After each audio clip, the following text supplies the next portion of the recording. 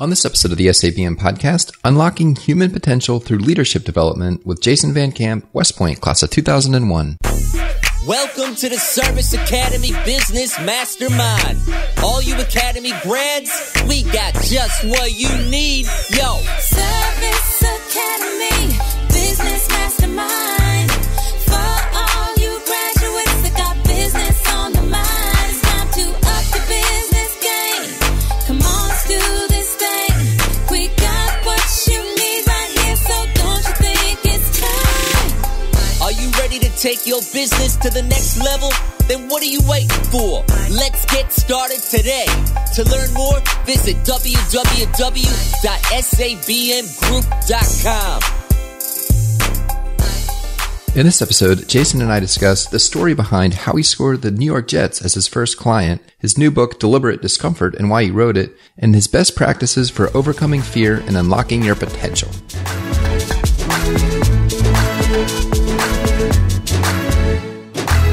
What's up, team? This is Scott Mackes, and today I'm excited to share this interview with Jason Van Camp. Jason is the founder of Mission 60, a leadership assessment and development company created by United States Special Forces operators, including Green Berets, Delta Force, Navy SEALs, CIA, and the FBI.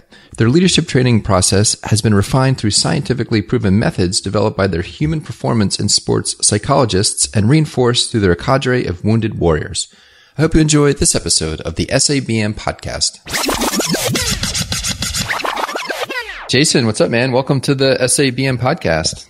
Hey, it's my pleasure to be here. Thanks, Scott. I appreciate it, man. Awesome. And we're actually the same class year, except you went to West Point and I went to Navy. So I think you beat us in football in 2001, if I can remember correctly. Trying to remember. We actually lost my senior year. Oh, okay. I was 2-2 against Navy, but I was, it's kind of weird because I was originally a class of 99 guy, but I left on a religious mission for the Church of Jesus Christ of Latter-day Saints for 2 years. And I went to St. Petersburg, Russia. And then I came back. And so I was a little bit later, 2001 guy instead of a 99 guy. Nice. And I was thinking, you actually played on the football team too, right? I did. Yeah, I did. So all 4 years.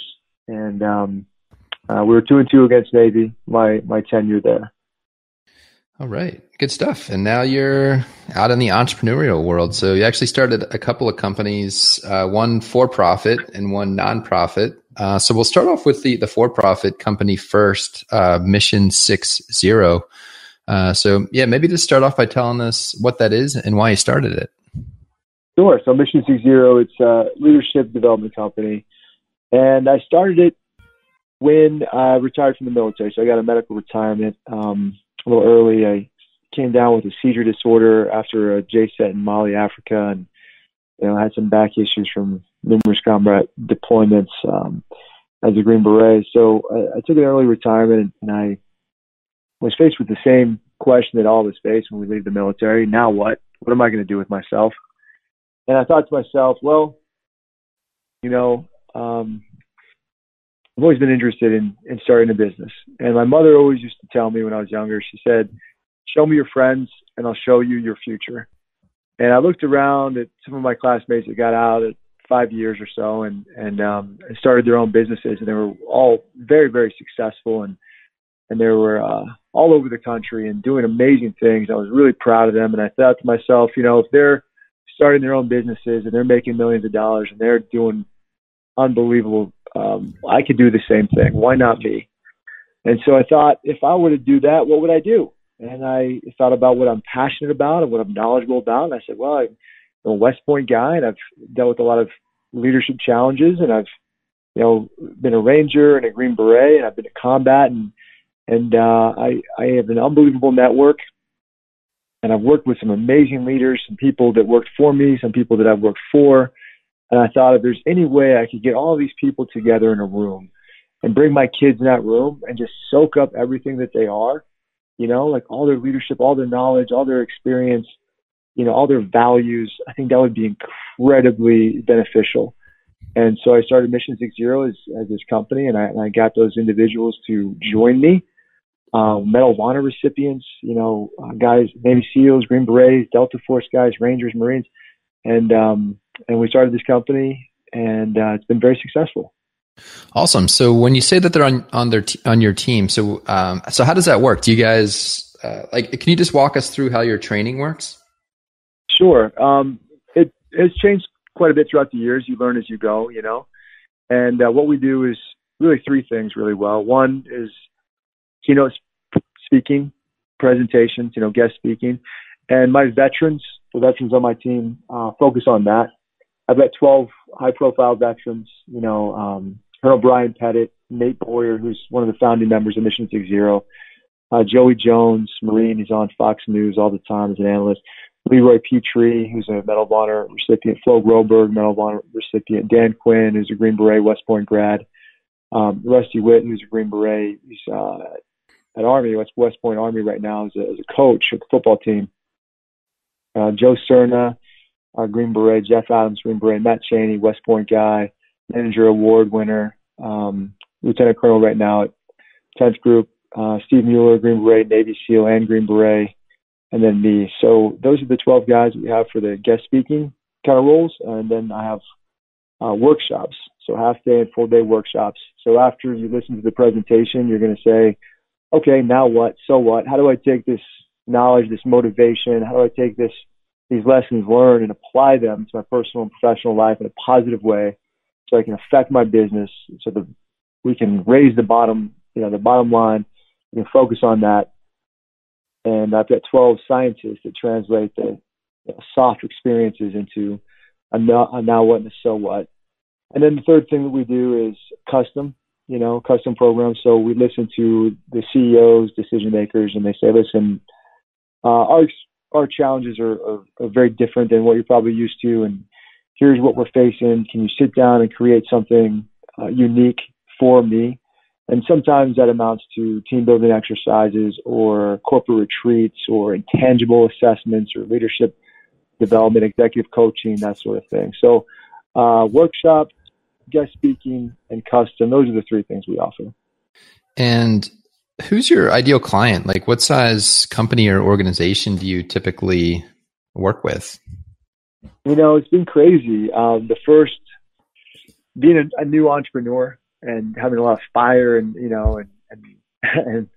naivete, I started cold calling NFL teams, and I found a list of NFL teams, phone numbers online. And I just started going through the list alphabetically, Arizona Cardinals, Atlanta Falcons, Buffalo Bills.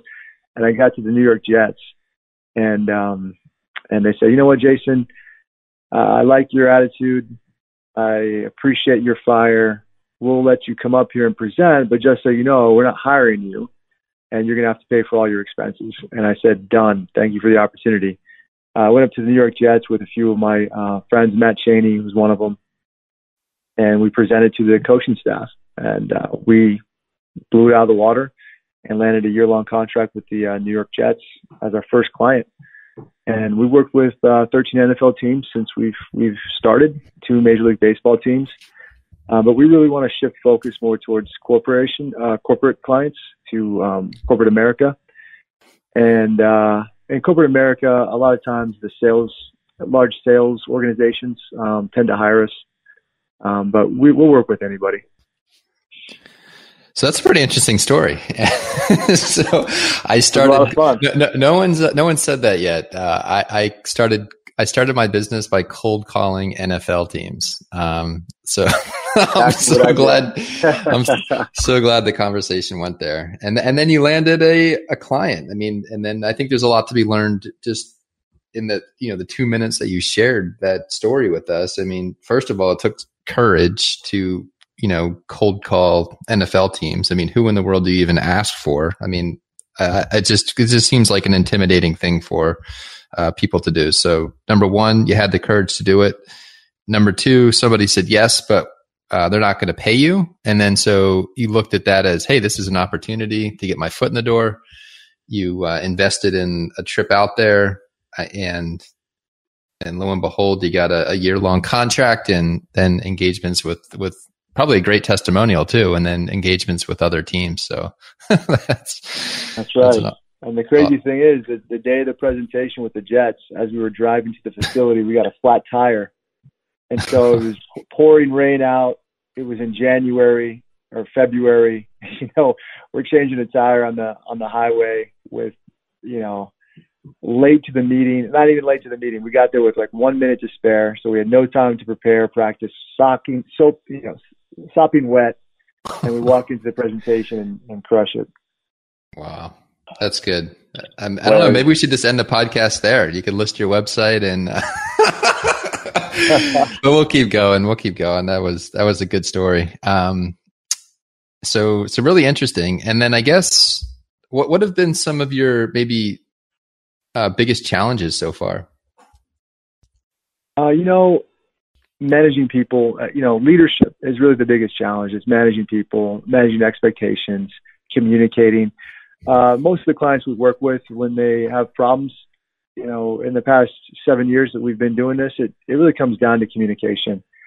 And a lot of times most of the time, it's the boss not communicating effectively. But a lot of times it's the employees, just not listening or only, selectively hearing what they want to hear. And so that's been a struggle. It's been a challenge. When you're a small organization, it feels like you got to put butts in seats because you need help. But as you grow, you're looking to put the right butts in the right seats. And that's when you really start to take off. I guess some other challenges would be marketing.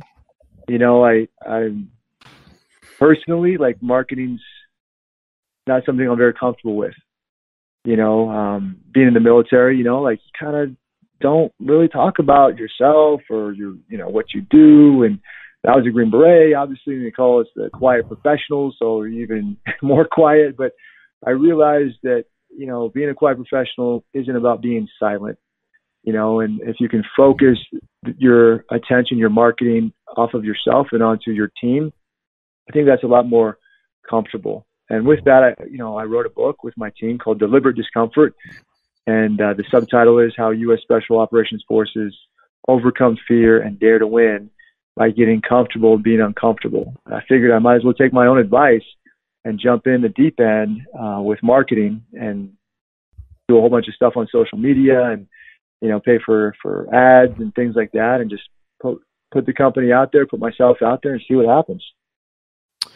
Yeah, and I hear what you say and do empathize with you, in regards to, not really wanting to be front and center, when you're out advertising. But I think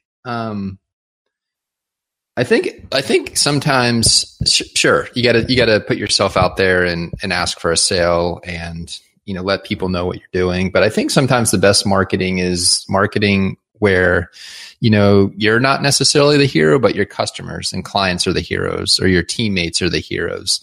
Yes. Yeah. So, and you mentioned that, and I wouldn't stray from that. I think that's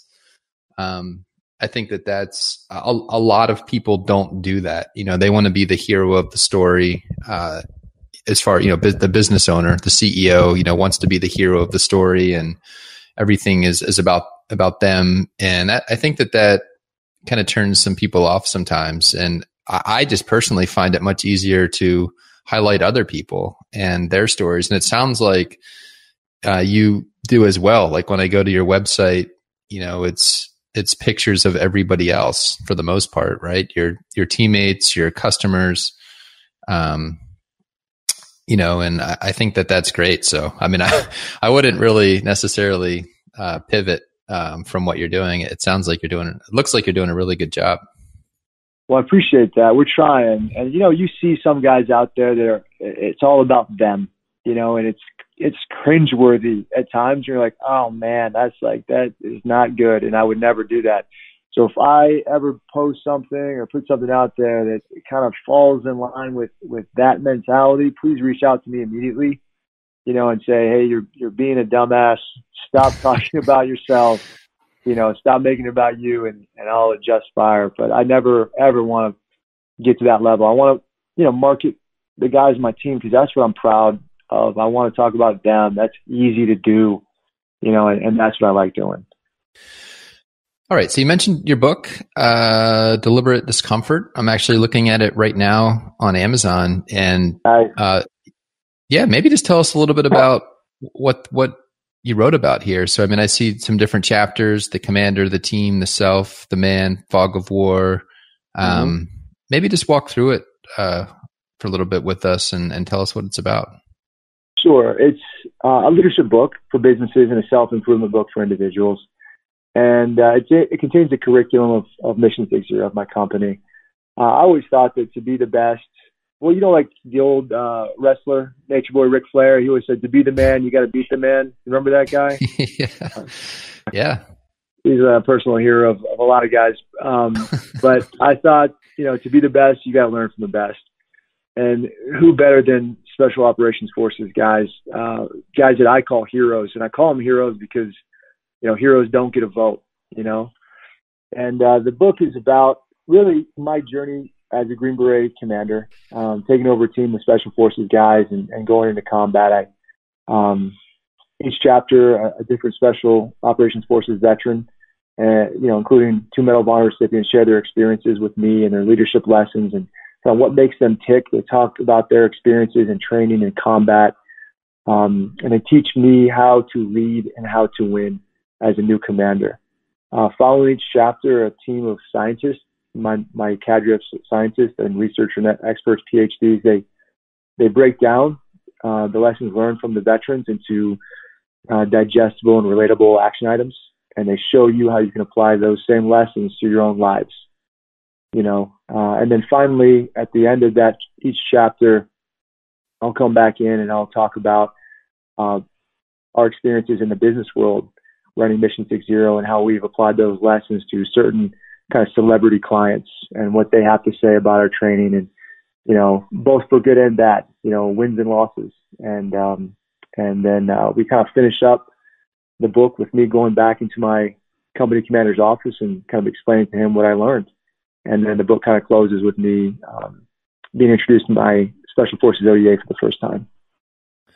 That's pretty interesting. And then again, in your book, it's you open it and close it, but then again, the stories are from other people, about other people, and it's really cool how you have kind of woven in the these people in your life that have these pretty cool leadership stories to share, and they became part of your book. So again, I just love this and what you're doing. And as far as like the title, so Deliberate Discomfort, can you expound on that a little bit?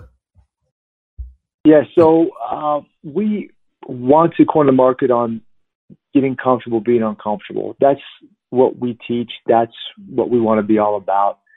And I felt like, the thing that people don't understand, it's discomfort isn't negative. It's positive. It's a growth mindset. And we wanted to start a deliberate discomfort movement. You find comfort with those that agree with you, but growth among those that don't agree with you. And the way that I look at it is there's kind of a safe space movement right now in our society. Our society is cultivating indignation and victimhood, but that's not how we learn and grow. We learn by confronting fear, by having dialogue, by talking with someone, by growing, and one of the scientists on my team is in the LGBTQ community, and we had a really long discussion about this, and she kind of convinced me that safe spaces are good, but it's a process, you potentially need to be in the safe space at first, but you need to get out of that safe space as quick as you can in order to grow, And so deliberate discomfort is a mindset, really. And we find that if you accept this mindset, you no longer will question why bad things always seem to happen to you. You'll look at them as blessings. Instead of moaning about the pain that you're enduring, you'll recognize and appreciate it as a strength builder. You'll appreciate these events as opportunities to grow, improve, and become the best person that you can be. And that's what it's all about. And can you think of maybe a particular time in your life when you felt the most discomfort and you confronted it and had a very positive result at the end? Oh man, where do we begin? Like thousands and thousands. West Point, you know, are you kidding me? Ranger School. I'll give you an example that I have in the book. During selection at the Special Forces qualification course, is our first phase, and really the first day, maybe the second day, we do log PT, and you're familiar with that. You know, you're with a team of guys that you don't really know. You're holding a log over your head for hours, you know. And there's a reason why they start out Special Forces selection with log PT is because they want to physically weed out the guys that can succeed from the guys that aren't able to. And it's not just physically, but it's also kind of what's inside you, you know, because when you're holding a log over your head for hours, you know, your true personality, your authentic personality comes out. You can no longer hide, you know, who you are. And in the beginning, first 15 minutes, yeah, there's guys, the vocal cheerleader type guys that are shouting encouragement. Well, after 15 minutes, when things get really tough, they shut up. You know, the guys that are they don't really want to be there, and they don't know why they're there. They don't have a strong why. Well, you know, they quit pretty quickly, you know. And then after 15, 20 minutes or so, you know, it's tough, and your head is down, and you're wondering, do I have what it takes? How much longer is this going to last? You know, like, why did I choose to do this in the first place? And you're trying to conserve energy, and you're trying to focus on your breathing. And for whatever reason, when I was going through that experience, I decided to lift my head up, and I decided, almost counterintuitively, to expend energy on something that, you know, would have potentially been better served on myself. But I looked up and I looked around, and I saw other guys suffering just as bad as, if not worse than I was. And in that moment, I made eye contact with a friend of mine who was on another team across from me holding the log, and he lifted his head up as well. And he looked at me, and we both kind of, you know, smiled in agony a little bit at the situation. And he shouted over at me. He's like, "Come on, Jay, you got this. You know, I believe in you." And I shouted back at him. I was like, "You know, you got this, Pat."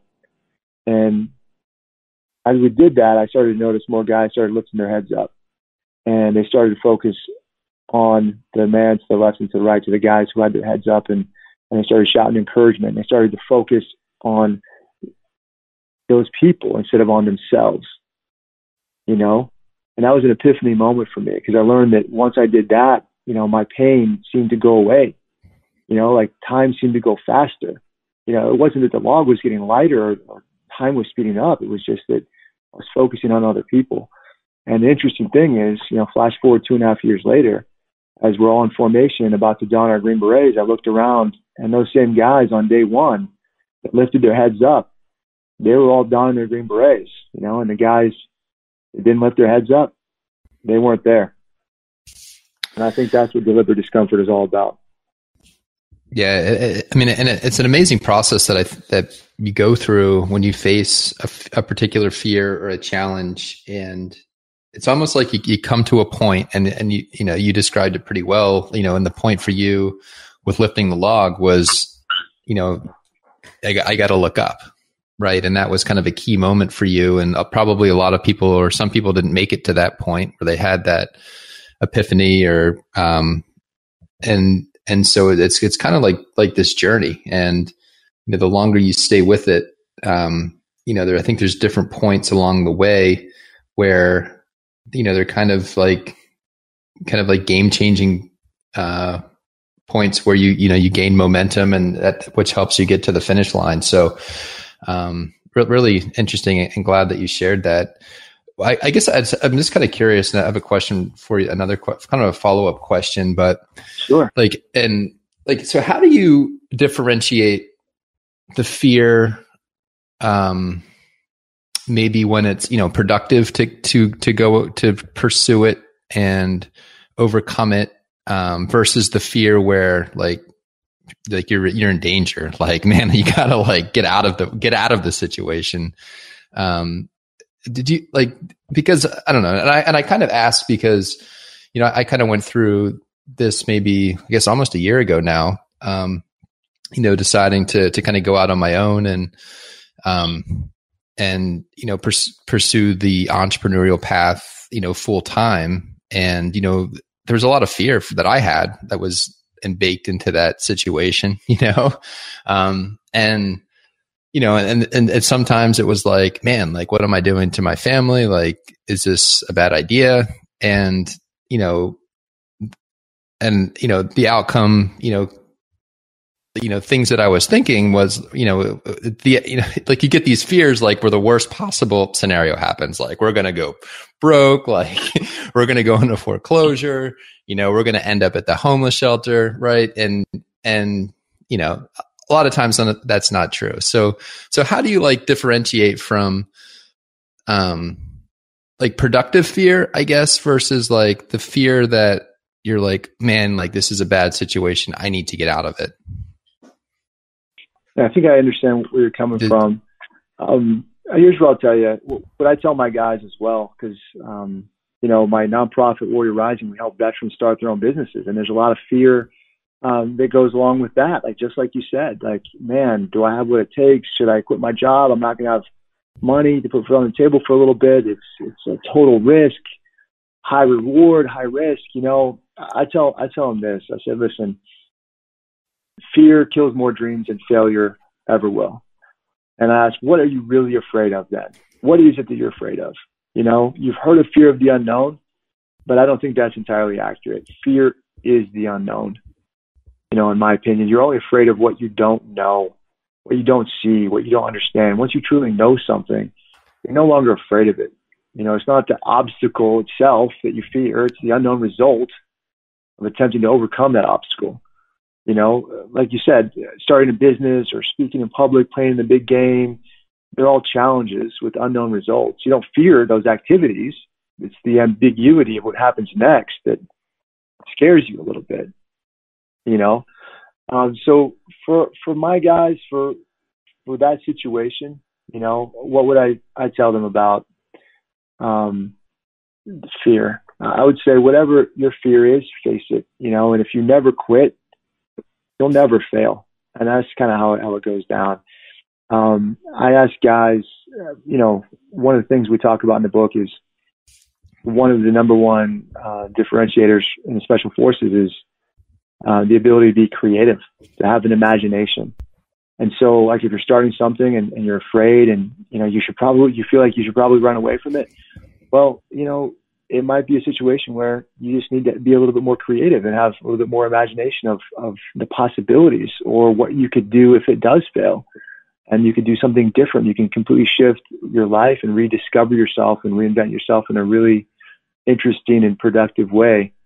But I hope that answers the question. Does that make sense? What do you think about that? Yeah. So I just, it wasn't a question that was on the list I sent over to you before the podcast, but I thought it was. I think we all. It's a question, a human question, right? And I think I think there might be people listening who, heck, man, like they've got a dream or they've got, you know, something that they want to pursue, but it can be scary, you know? And so I think it's sometimes difficult to navigate, you know, hey, is this something that could kill me versus, you know, is this something that would, if I get through this, will be like, give me a 10x result from where I'm at, today. So, and I guess what I've learned just over the last year through going through this journey is just, staying the course. And sometimes it's good not to have somewhere like a backup plan or something that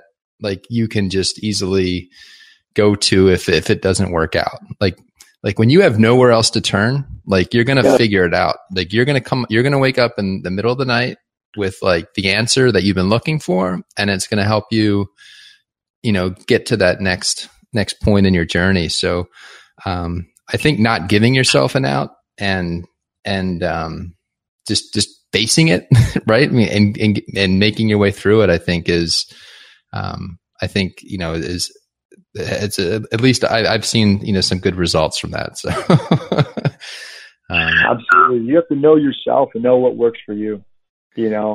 Like a Ranger school or special forces selection or elite schools and courses, you kind of have to think to yourself, I'm not quitting. I'm not giving myself that out. It's not an option. Sometimes I would think to myself that, I'm at a place where it's impossible to quit. I just have to get through it. Just kind of short little mental games, mental tricks like that help you considerably, to overcome whatever fear you have in front of you. So I totally agree with you. That's a great strategy.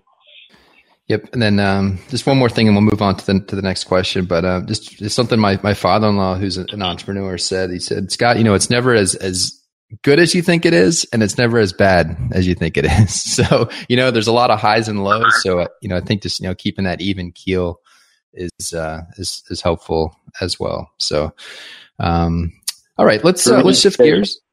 Yeah, let's shift gears. Let's talk about Warrior Rising for a bit. So that's your nonprofit. Why don't you just tell us a little bit about what that is and who you guys help? So I love helping people. I'm selfish about being selfless. And I started Warrior Rising in 2016. I guess we started in 2015. Got the IRS paperwork going, but we didn't really do anything until 2016. And it kind of started because of Mission 60. We were working with the Oakland Raiders, and I brought a lot of wounded veterans out to be my instructors for this particular event. And after the event was over, we're all hanging out and celebrating a little bit, and we're all kind of sitting around and as an officer, you're kind of it's been internalized to take care of your guys. And so inevitably those questions will come like, how are you guys doing? What can I do to help? And the guys were telling me, Jason, we get a large disability check from the government. And I was like, man, that's great. And another guy was like, yeah, there's all sorts of charities that take me hunting and fishing. I'm like, that sounds awesome. And another guy was like, a charity just built a $500,000 home for me, handicap accessible in Montana. And I was like, man, that's awesome, guys. Glad to hear that everything's going well. And I kind of turned my back and I kind of felt something was off. And I looked around at the guys and they were really solemn, and they weren't, celebrating. I was like, what's up? And they're like, Jay, it's not that great. And I said, well, sounds pretty good to me, man. Like, what's the deal? And they were like, we joined the military for a reason. We're disciplined, hardworking, patriotic, want to serve other people. And now everyone serves us. It doesn't feel right, man. I said, well, what are you talking about? And they said, well, we go hunting and fishing. We have a good time. Then we come back home. Nothing's changed. And as a matter of fact, it's oftentimes worse because I'd rather be hunting and fishing 24/7. And another guy with the house, he's like, Jay, like, I guess I appreciate this house, but to be honest with you, I put no skin in the game on this house. I don't feel like I did anything to deserve this house, and I sit in my house and I kind of resent even living here. And I go outside in front of my house and I just look at it, and I sit outside and I smoke weed all day because I don't want to go inside. And he's like, and that's not me, And I said, all right, guys. And I speak to them as brothers as I would before they even got injured, because that's how they want to be treated. And I said, what are you going to do about it? And they said, well, we want to find our purpose again. And I said, again, guys, what do you want to do about it? And they said, well, Jason, how did you find your purpose when you left the military? And I thought about it for a second. I was like, I don't know if anybody's ever really asked me my purpose again like that, but I guess it's Mission 60, like starting my business. Very difficult. Whether or not it succeeds or fails is on my shoulders.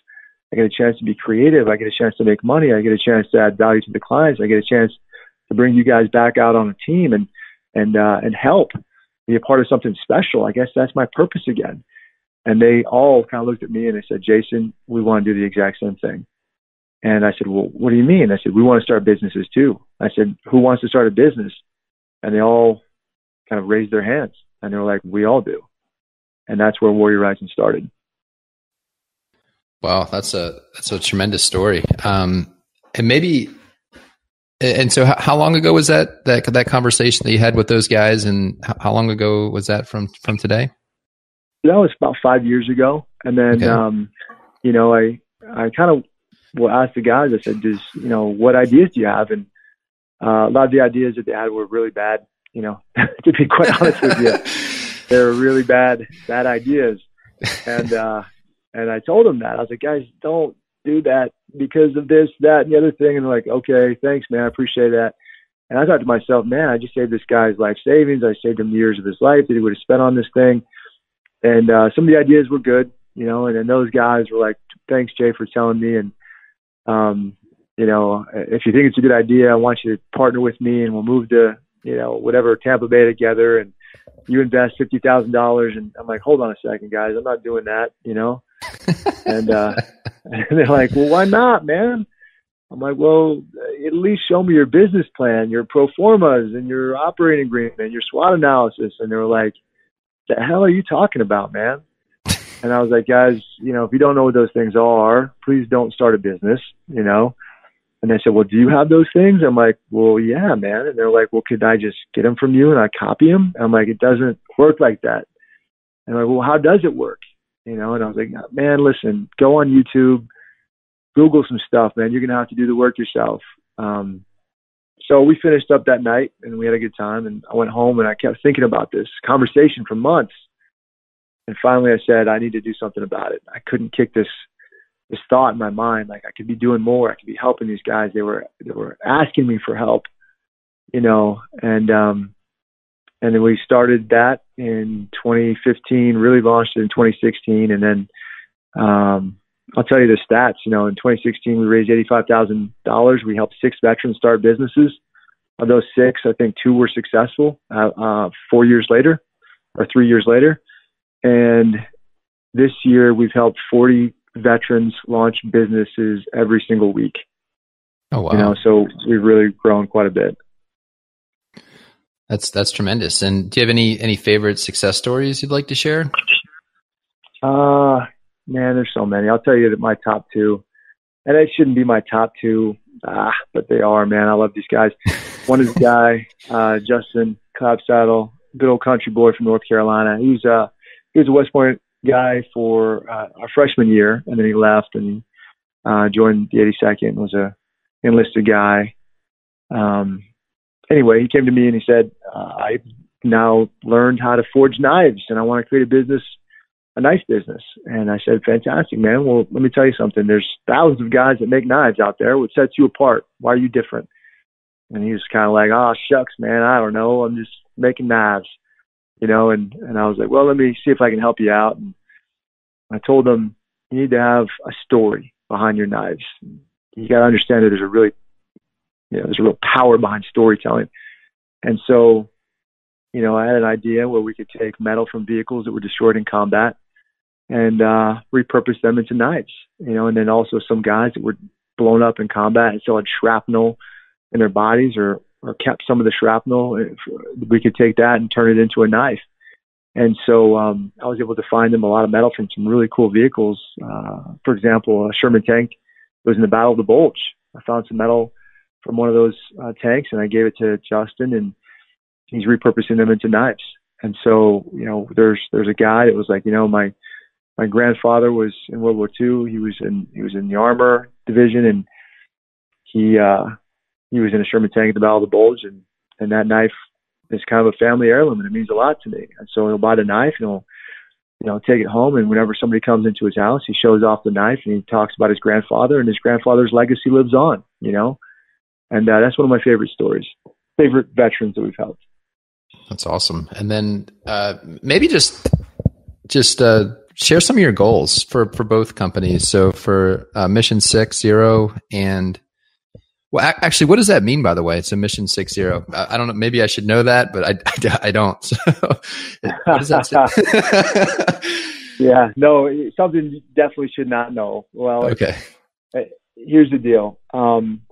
A lot of times when you start a business, you spend a lot of time trying to create your company name, you know, and with my guys, you know, we had a lot of guys on the team and everybody has their own opinions. And so we had a hell of a time trying to come up with a name for our company. And we finally landed on Mission Essential. And that was originally the name of the company, and nobody loved it, but nobody hated it either. And so we just kind of kept it. Unfortunately, 3 years into our business, another company that was called Aegis rebranded their company name to Mission Essential. They stole my logo, and then their lawyers contacted me and had a cease and desist. Oh, And man. so we fought them for about a year until finally my lawyer said, Jason, they're going to just outspend you and they have more money than you and you're going to lose. And I said, okay. So we took, bit the bullet on that one and took a hard right to the left cheek and decided to change the name to Mission 60. So mission to us, it's, clearly defined statement. It aligns individuals and teams with purpose and direction and motivation towards common goals. Mission first, people always. That's kind of where we wanted to go with it. And that was also sort of, mission essential. We wanted to keep at least something from the old business name. 6, you've heard the term everybody has in the military, got your 6, we wanted to make sure that people knew that we had their back and we could be trusted and loyal and respected.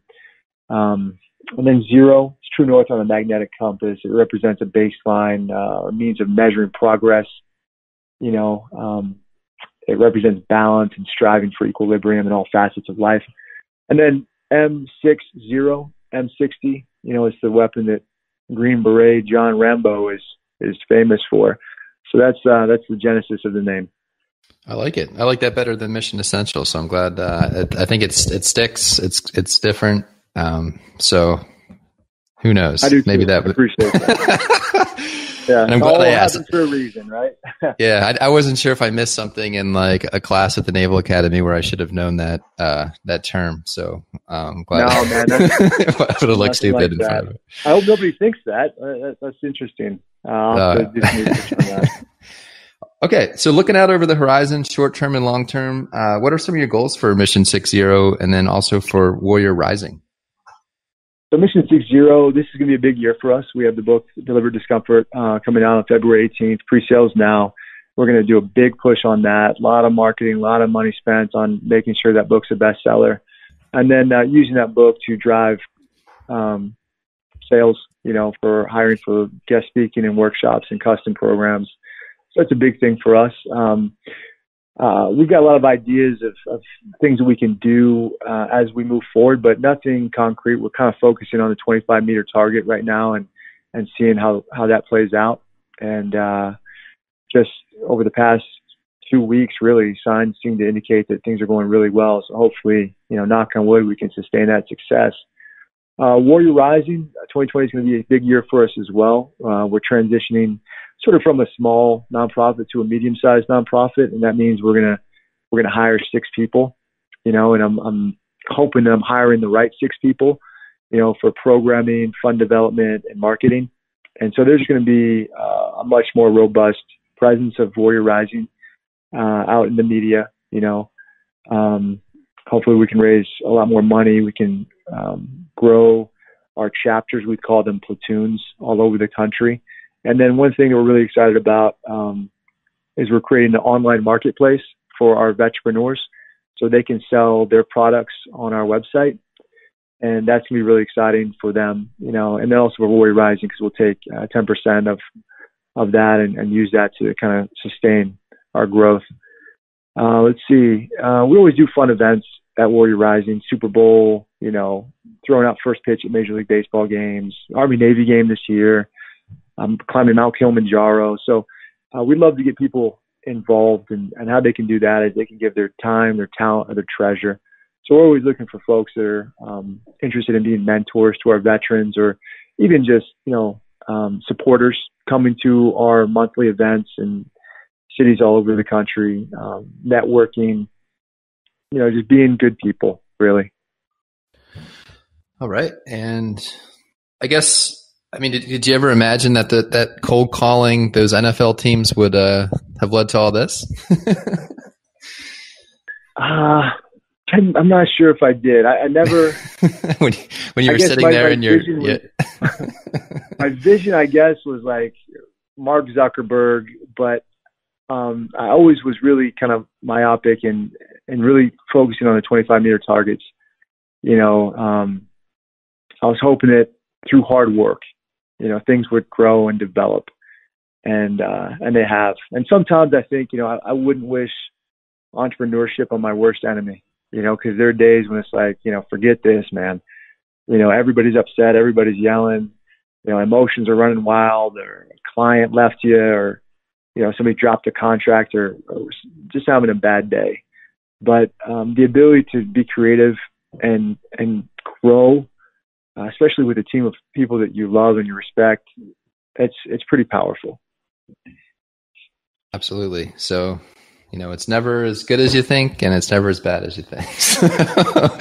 My football coach always said the same thing. When we were going in to watch film the day after or 2 days after a game, he said, listen, you never played as well as you think you did, nor did you play as bad as you think you did. So I totally agree with you on that one, Scott. Great line. Awesome. And so you got a book coming out. So we'll put a link to that in the show notes. And this episode will probably be out around that launch. So maybe we'll time it for your launch for folks who are listening can buy the book. And what other ways can we help you? Oh, so thank you for everything. It's been an honor to be on the podcast, and fired up. I had a great time. This has been a lot of fun. So for Mission 60, if anybody out there is interested in Deliberate Discomfort, go on Amazon or books are sold. And if this podcast does launch around February 18th or so, then go to a bookstore, go to Barnes & Noble or what have you, and buy the book. We would really appreciate the support.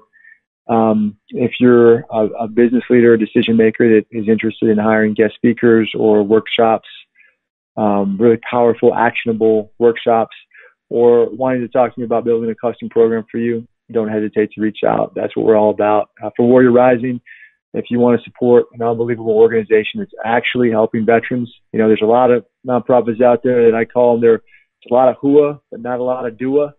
You know what I mean? We're a lot of dua, and then I crack that whip at Warrior Rising, and I make my guys, focus on the veteran and really help them out. So we need mentors, we need donations, we need peer-to-peer fundraisers, we need, ideas on how to help veterans. Anything that you guys can offer, we're all ears. And that's how folks can help us out, man. And I appreciate that. Awesome. And what's the best way for people to find out about your companies and get a hold of you? My two websites are mission60.com. You can spell that any way you want, really. MISSION, SIXZERO is probably the best way. And then warriorrising.org. And all the information, brand new websites.